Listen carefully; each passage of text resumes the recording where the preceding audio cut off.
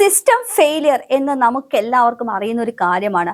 ആ സിസ്റ്റത്തെ, അതായത് 10 വർഷമായിട്ട് സിസ്റ്റം ഫെയിലിയർ എന്ന ഒറ്റ വാക്കിൽ പിടിച്ചു നിന്ന ആരോഗ്യ മന്ത്രിമാരുണ്ടായിരുന്നു ഇവിടെ.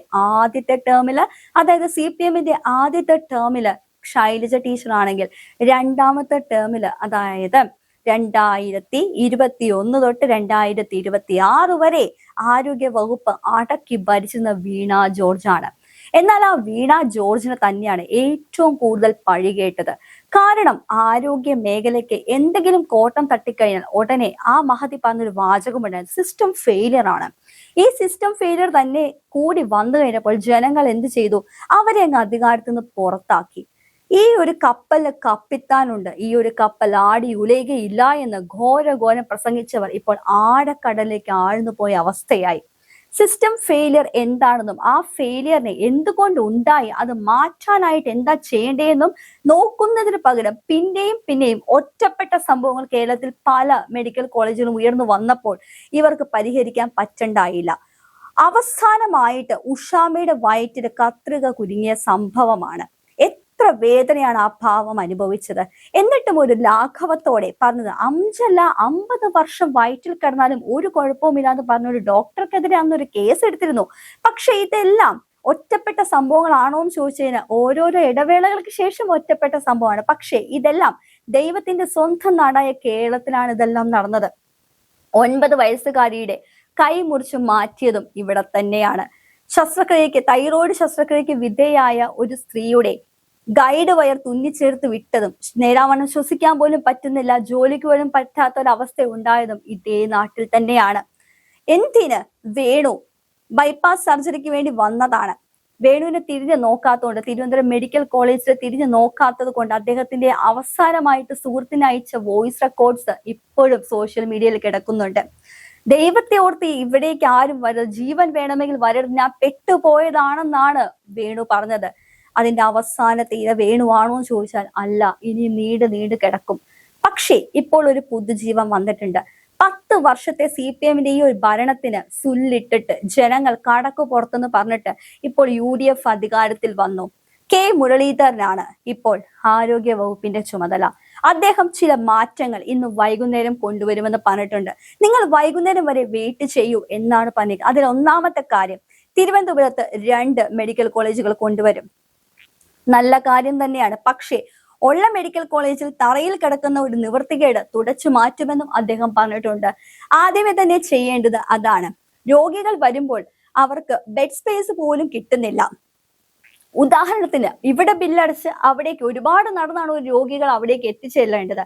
ഇതെല്ലാം ക്യാൻസർ ബാധിതരായവരുടെ ആ ഒരു ഡിപ്പാർട്ട്മെന്റ് ആണെങ്കിൽ അവരനുഭവിക്കുന്ന നരകയാതന ഇതിനേക്കാളും വലുതാണ്. നമുക്ക് ചിന്തിക്കുന്നതിനേക്കാൾ കൂടുതൽ അപ്പുറമാണ് അവരുടെ വേദനയും കാര്യങ്ങളും. ഒരിടത്ത് അടയ്ക്കാൻ നിന്ന് കഴിഞ്ഞാൽ മറ്റിടത്ത് വേറെ അടുത്ത് കാണിക്കേണ്ടത് അപ്പുറത്തെ ബിൽഡിങ്ങിലും താഴെ ഭാഗത്തുമാണ്. ഇതിനെല്ലാം ഒരു ശാശ്വത പരിഹാരം കിട്ടണമെങ്കിൽ ഒരു നാഥൻ വരണം. ആ ഒരു നാഥനായിട്ട് ഇപ്പോൾ UDF അവതരിപ്പിച്ചിരിക്കുന്നത് K. മുരളീധരനെയാണ്.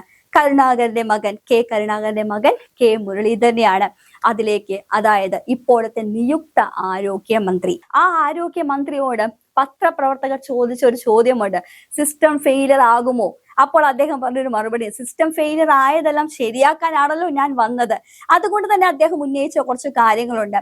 അനാവശ്യ ചെലവ് ചുരുക്കുന്നതിന്റെ ഭാഗമായിട്ട്, അതായത് ഇനി എന്തെങ്കിലും യാത്രയുണ്ടെങ്കിൽ ഞാൻ ട്രെയിനിലായിരിക്കും സഞ്ചരിക്കുക, എന്താണോ ആവശ്യമുള്ള നോംസ് ആൻഡ് കണ്ടീഷൻസ് വെച്ചിട്ടായിരിക്കും ഞാൻ ഇനി പ്രവർത്തിക്കുക എന്നാണ്. അതിന്റെ ഇടയ്ക്ക് അദ്ദേഹം പറഞ്ഞൊരു വാചകമുണ്ട്, 2 മെഡിക്കൽ കോളേജ് തിരുവനന്തപുരത്തിന് ഉണ്ടാകും, അതേപോലെ ഇനി രോഗികൾക്ക് യാതൊരുവിധ നരകയാതനയും അനുഭവിക്കേണ്ടി വരികയില്ല. ശരിയാണ്. നമ്മളൊന്ന് തിരിഞ്ഞു നോക്കിക്കഴിഞ്ഞാൽ 10 വർഷത്തോളം എന്തൊക്കെ സംഭവ വികാസങ്ങളായിരുന്നു ഇവിടെ ഉണ്ടായിരുന്നത്. ശൈലജ ടീച്ചറിനേക്കാൾ ഏറ്റവും കൂടുതൽ ആരോഗ്യ മേഖല തകരാറിലായത് വീണ ജോർജിന്റെ കാലഘട്ടത്തിലായിരുന്നു. നിസ്സംശയം നമുക്ക് പറയാം. കാരണം വീണ ജോർജ് എന്നൊരു വ്യക്തി എന്തുകൊണ്ടും ആരോഗ്യ വകുപ്പ് ഏറ്റെടുത്തപ്പോൾ മുതൽ പരാജിതരാകുകയായിരുന്നു. എന്നാൽ ഒരു വിഭാഗം ഇപ്പോഴും പറയുന്നതെല്ലാം വീണ ജോർജിന്റെ കൈകളിലാണോ, വീണ ജോർജിന്റെ കൈകളിലാണെന്ന് ഇവിടെ ആരും പറഞ്ഞിട്ടില്ല. പക്ഷെ വീണ ജോർജിന്റെ ചുമതലയുള്ള ഒരു താഴത്തെ ഈ ഒരു ഇത്രയും സംഭവങ്ങൾ നടക്കുമ്പോൾ എന്തുകൊണ്ട് അത് ആവർത്തിച്ച് വരുന്നു എന്ന് നോക്കി അത് പരിഹരിക്കാൻ യാതൊരുവിധ കാരണങ്ങളും ഇനിഷ്യേറ്റീവും എടുക്കാത്തത് വീണ ജോർജിന്റെ മാത്രം കുറ്റമാണ്, കഴിവുകേട് തന്നെയാണ്. അതുകൊണ്ട് തന്നെയാണ് ഇവിടുത്തെ ജനങ്ങൾ അവരോടും ഇപ്പോൾ കടക്ക് പുറത്തെന്ന് പറഞ്ഞിരിക്കുന്നത്. തോറ്റു തൊപ്പിയിട്ടു. എന്തിനു വേണ്ടിയിട്ട്? ഈ കപ്പൽ ആടി ഉലയുകയില്ല എന്ന് പറഞ്ഞപ്പോൾ ഇത്രമാത്രം ഒരു തോൽവി ആരും പ്രതീക്ഷ കാണില്ല. പക്ഷെ ഒരു കൊട്ട് കൊടുത്തത് നന്നായി. ഇനിയെങ്കിലും തീരാ ശാപമായിട്ട് കിടക്കുന്ന നമ്മുടെ ആരോഗ്യ മേഖല ഒരു പുതുജീവൻ വയ്ക്കുമെന്നാണ് നമുക്ക് പറയാൻ കഴിയുന്നത്.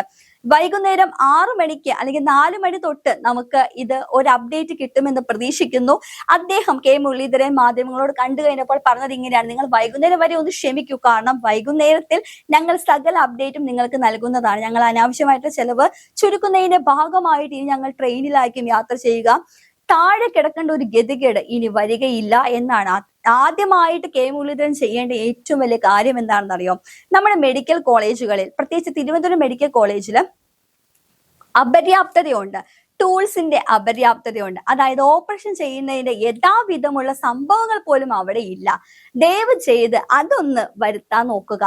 എവിടെയാണോ അപര്യാപ്തതയുള്ളത്, എവിടെയാണോ കുറവുള്ളത്, അതെല്ലാം നികത്തി നിങ്ങൾ നല്ലൊരു ആരോഗ്യമന്ത്രിയാകാൻ ഞങ്ങൾ എല്ലാവരും ആഗ്രഹിക്കുന്നുണ്ട്. സത്യം പറഞ്ഞു കഴിഞ്ഞാൽ ഈ 10 വർഷക്കാലത്തിൽ അവസാനത്തെ 1.5 വർഷം ആരോഗ്യ മേഖല എന്നൊരു വകുപ്പിന്റെ നാശമായിരുന്നു ശരിക്കും പറഞ്ഞാൽ കണ്ടിരുന്നത്. കാരണം വീണ ജോർജിന്റെ പേരിലുള്ള പഴി അടുപ്പിച്ചുള്ള എന്തൊക്കെയാണ് നമ്മൾ കേട്ടെ? കൈ മുറിച്ച കേസ്, ഗൈഡ് വെയർ കുടുങ്ങിയ കേസ്, കത്രിക കുടുങ്ങിയ കേസ്, അങ്ങനെ നീണ്ടു കിടക്കുകയാണ്. ഒരു 9 വയസ്സുകാരിയായ കുട്ടിയുടെ കൈ മുറിച്ച് മാറ്റിയിട്ട് അവരുടെ സകല ചെലവും ഏറ്റെടുത്തോളാം എന്ന് പറഞ്ഞിട്ട് പിന്നെ ആ ഭാഗത്തേക്ക് തിരിഞ്ഞു നോക്കാത്ത ഒരു വ്യക്തിയായിരുന്നു ഈ വീണ ജോർജ് എന്ന് പറഞ്ഞ മഹതി. പക്ഷെ ആ കുട്ടിക്ക് കൃത്രിമ കൈ വെച്ചു കൊടുത്തത് ആരാണ്? ഇന്നത്തെ നിയുക്ത മന്ത്രിയായ വി.ഡി. സതീശനാണ്. നല്ലത് കണ്ടാൽ നല്ലതെന്ന് തന്നെ നമ്മൾ പറയണം. കാരണം 10 കൊല്ലത്തില് ചിരിച്ചുകൊണ്ടിരിക്കുന്ന ഒരു മുഖ്യമന്ത്രിയുടെ രൂപം കണ്ടിട്ടുണ്ടെങ്കിൽ അത് വി.ഡി. സതീശനാണെന്ന് ഇപ്പോൾ എല്ലാ മാധ്യമങ്ങളിലും എല്ലാ കമന്റ് ബോക്സിലും നിറഞ്ഞു കഴിഞ്ഞിരിക്കുന്നു. അതുകൊണ്ട് തന്നെ ഇനിയുള്ള 5 കൊല്ലം ഇതുപോലെ തന്നെ പുഞ്ചിരി മായാതെ ഇരിക്കട്ടെ. അതേപോലെ തന്നെ ആരോഗ്യ കേരളം നമ്പർ 1 തന്നെ ആകട്ടെ. ഇത്രയും നാളും നമ്പർ 1 ആരോഗ്യ കേരളം എന്നൊരു ടൈറ്റിൽ കാർഡായി. നമുക്ക് വെറും ടൈറ്റിൽ കാർഡ് മാത്രമല്ല വേണ്ടത്, നമ്മുടെ ആരോഗ്യം നമ്പർ 1 ആയിരിക്കണം. ആ നമ്പർ 1 ആകുമോ എന്ന്, സിസ്റ്റം ഫെയിലിയർ ആയത് സിസ്റ്റം ശരിയാകുമോ എന്ന് ഇന്ന് കെ മുരളീധരൻ ഇന്ന് പ്രഖ്യാപിക്കും. അതോടൊപ്പം തന്നെ 5 വർഷത്തിനുള്ളിൽ നമുക്ക് കാണാം മാറാത്തത് മാറുമോ, അല്ലെങ്കിൽ മാറ്റാനായിട്ടാണോ ഇവർ വന്നിരിക്കുന്നത്, ആ മാറ്റം എത്രത്തോളം ശരിയായിട്ടുണ്ട്, നടപ്പായിട്ടുണ്ടെന്നെല്ലാം നമുക്ക്